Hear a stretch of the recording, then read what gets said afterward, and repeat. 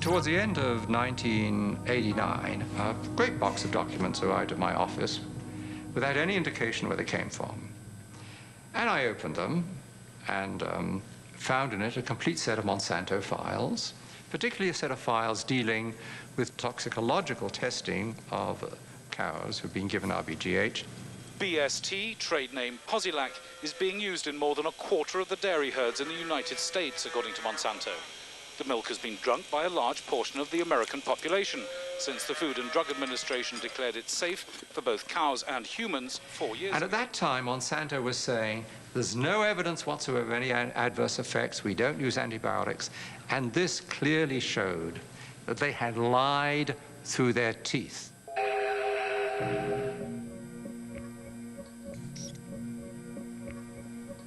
The files described areas of chronic inflammation in the heart, lung, kidney, spleen, also reproductive effects, also a whole series of other problems.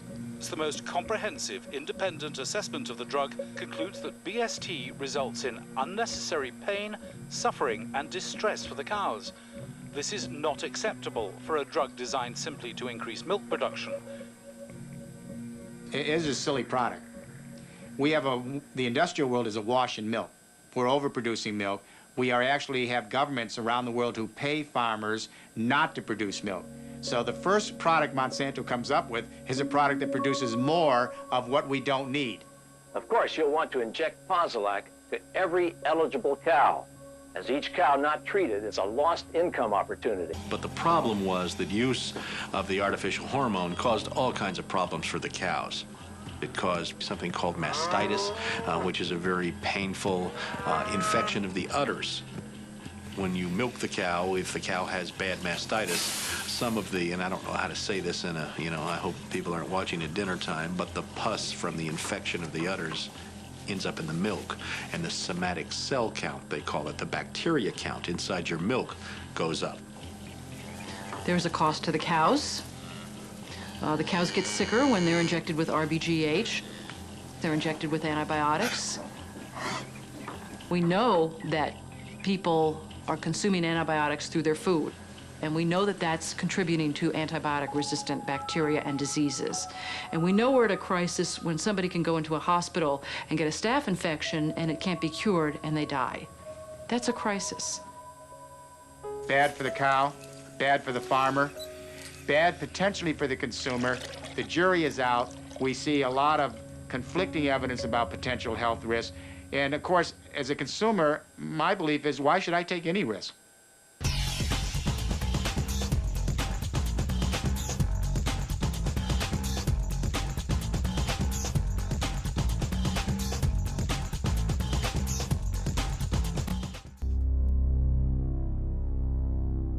In a world economy where information is filtered by global media corporations, keenly attuned to their powerful advertisers, who will defend the public's right to know?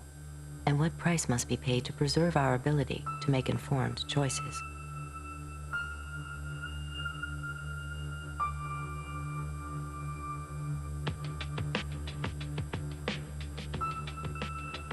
What Fox Television told us was that we were just the people to be the investigators. Do any stories you want, ask tough questions, and get answers. So we thought, this is great. This is a dream job. Fantastic. The very first thing they had us do was not to research stories, but to shoot this promo, which was The Investigators. Uncovering the truth, getting results, protecting you.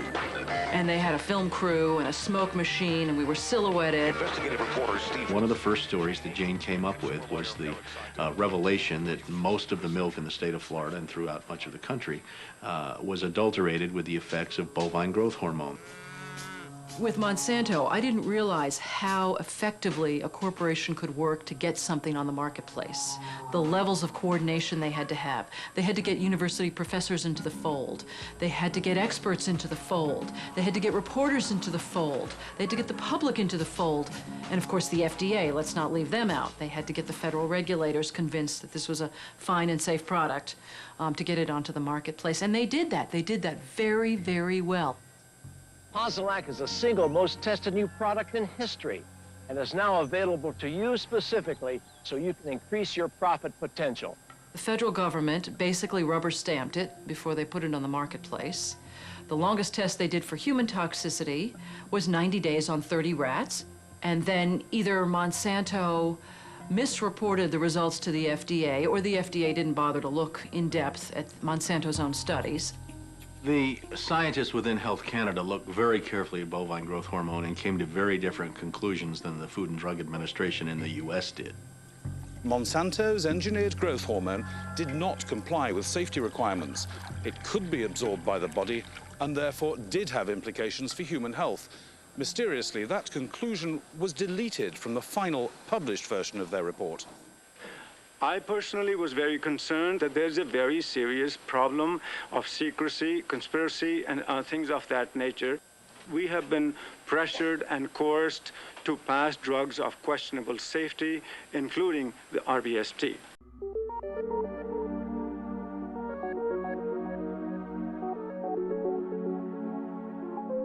We wrote the story. We had it ready a week beforehand. They bought ads. Farmers in the milk industry say it's safe, but studies suggest a link to cancer. Don't miss this special report from the investigators. That Friday night before the Monday the series was to begin, the fax machine spit out a letter from this very high-priced lawyer in New York that Monsanto had hired. It contained a lot of things that were just off-the-wall false, just demonstrably false. But if you didn't know the story and you didn't know how we had gone about producing it, would have scared you as a broadcaster, as a manager. And they decided that they would pull the story and they would just check it one more time. But the bottom line was that there was no factual errors in that story.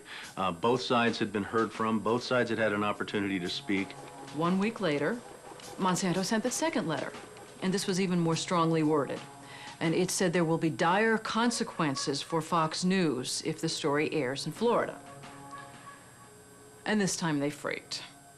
They were afraid of being sued, and they were also afraid of losing advertising dollars at all of the stations owned by Rupert Murdoch. And he owned more television stations than any other group in America. I mean, that's 22 television stations. That's a lot of advertising dollars for Roundup, aspartame, NutraSweet, and other products. So we got into a battle. And the first deal was the new general manager. And his name's Dave. And Dave is a salesman, and, you know, he'd pump your hand. How you doing? How you doing? Called us upstairs to his office, and he said, what would you say if I killed this piece? What if it never ran? And we said, well, you know, we wouldn't be very happy about that. And he said, well, I could kill it, you know. And we said, yes, of course, you're the manager. You could kill it. It would never air. And he's hemming and he's hawing and he's back and he's forth. And we couldn't figure out, what is this all about? And finally he blurted out, look, would you tell anybody? You know, I said, I'm not going to lie for you. About a week later, calls us back to the office and says, okay, we'd like you to make these changes. In fact, you will make these changes. We said, well, look, let us show you the research that we have that shows that this information you want us to broadcast isn't true. To which he replies, I don't care about that. I said, pardon me? And he said, well, that's what I have lawyers for. Just write it the way the lawyers want it written. I said, you know, this is news. This is important. This is stuff people need to know.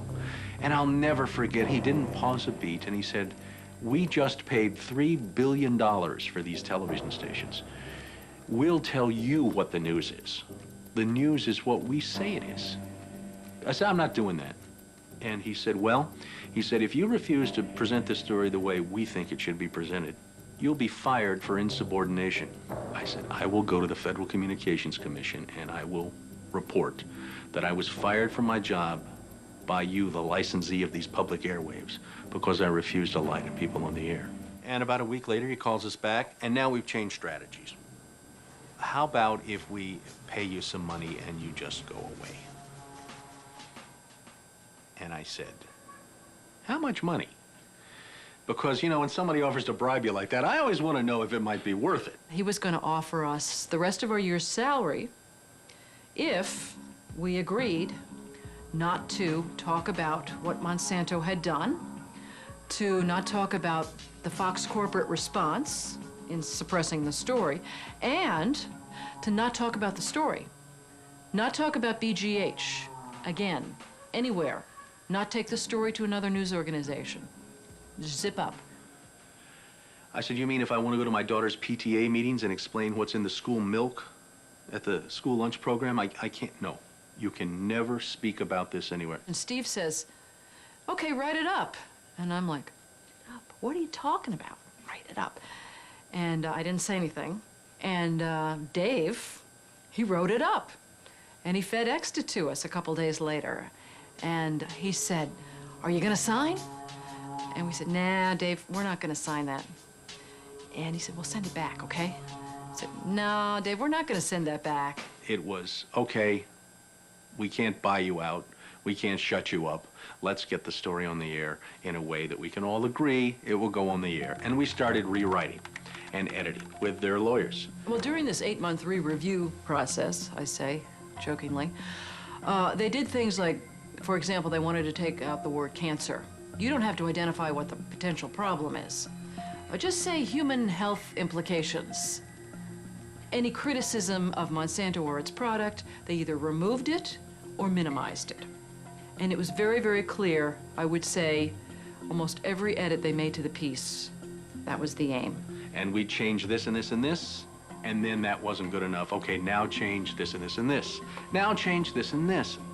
Version after version after version, 83 times. Obviously, they didn't want to put the thing on the air, and they were trying to drive us crazy and get us to quit, or wait until the first window in our contract so that they could fire us. They, in effect, announced that they were going to fire us for no cause. Well, this was a little much. And Steve wrote a letter to the lawyer in Atlanta, whose name is Carolyn Forrest, the Fox corporate lawyer. And I said, you know, this isn't about being fired for no cause.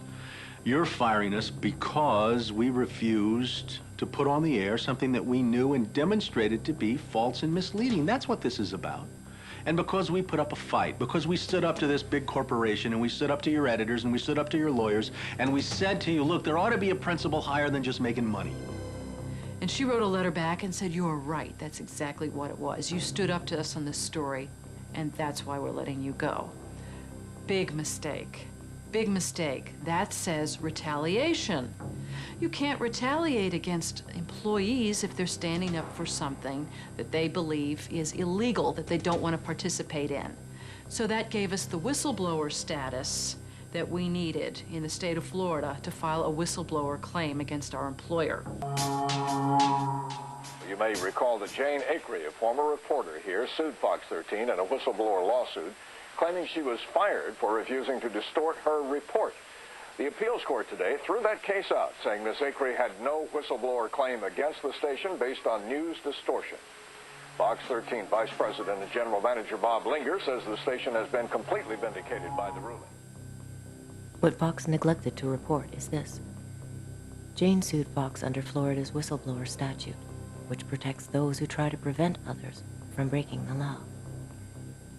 But her appeal court judges found that falsifying news isn't actually against the law. So they denied Jane her whistleblower status, overturned the case, and withdrew her $425,000 award. Canada and Europe have upheld the ban on RBGH, yet it remains hidden in much of the milk supply of the United States.